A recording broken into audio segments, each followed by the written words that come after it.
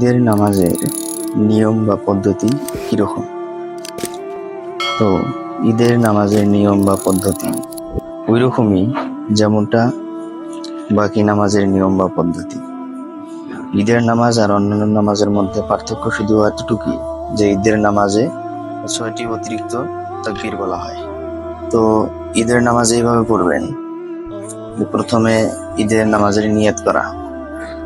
তো এই নিয়ত আরবিতে করা জরুরি নয়, বরং মনে মনে এতটুকু নিয়ত করা বা এতটুকু নিয়ত করলেই যথেষ্ট যে আমি ইমামের পিছনে ঈদের নামাজে নিয়ত করলাম, বাস। নিয়ত করার পর প্রথমে তাকবীরে তাহরিমা বলার পর সানা পড়বেন। সানা পড়ার পর 3 তাকবীর বলবেন। 3 তাকবীর কিভাবে বলা হবে? যে আল্লাহু আকবার, হাত উঠাবেন আর ছেড়ে দিবেন।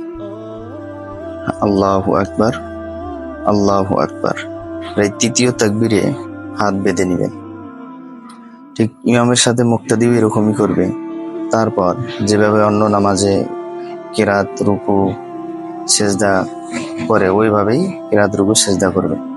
তারপর দ্বিতীয় রাকাতে প্রথমে সূরা ফাতিহা বা কেরাত করার পর হাত উঠিয়ে ঠিক প্রথম রাকাতের মতো 3 বার তাকবীর বলবেন, আল্লাহু আকবার। এরকম ভাবে তাকবীর বলে হাত উঠাবেন আর ছেড়ে দিবেন।